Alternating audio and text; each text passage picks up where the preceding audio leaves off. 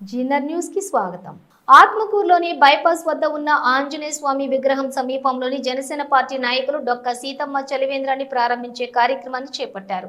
ఈ కార్యక్రమానికి ముఖ్య అతిథులుగా జనసేన పార్టీ సీనియర్ నాయకులు నూనె మల్లికార్జున యాదవ్, చదలవాడ హరీష్ కుమార్, దాడి భానుకిరణ్లు పాల్గొని చలివేంద్రాన్ని ప్రారంభించారు. డొక్క సీతమ్మ వర్ధంతి సందర్భంగా చలివేంద్రాన్ని ప్రారంభించడం హర్షించదగ్గ విషయమని జనసేన సీనియర్ నాయకులు చదలవాడ హరీష్ కుమార్ పేర్కొన్నారు. వరదల వలన ఇబ్బందులకు గురయ్యే గ్రామాల పేదలకు ఎంతో సహాయం చేసేదని, వచ్చినటువంటి వారికి కాదనుకున్న అన్నం పెట్టిన మంచి మనసున్న వ్యక్తి డొక్క సీతమ్మని కొనియాడారు. రాబోయే రోజుల్లో డొక్క టిడ్కో చైర్మన్ వేములపాటి అజయ్ కుమార్ ఆదేశాల మేరకు డొక్క సీతమ్మ పేరుతో అనేక సేవా కార్యక్రమాలు చేస్తామని తెలియజేశారు.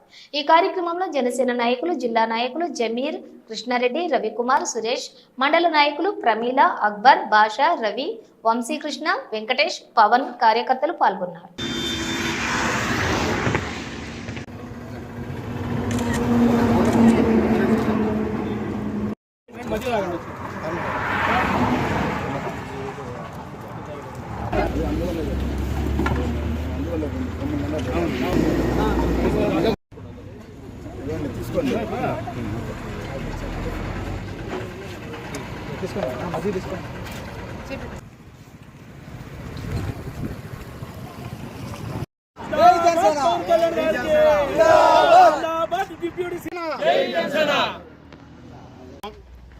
ఈరోజు మనం డొక్కా సీతమ్మ గారి చలివేంద్రం ఓపెన్ చేయడం జరిగింది.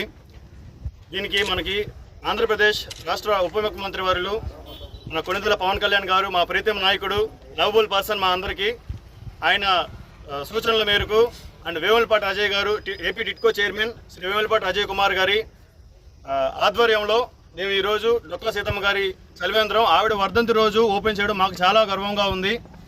ఆవిడ గురించి ఆవిడ వర్ధంతి సందర్భంగా ఆవిడ గురించి ఒక నిమిషం మాట్లాడుకుందాం.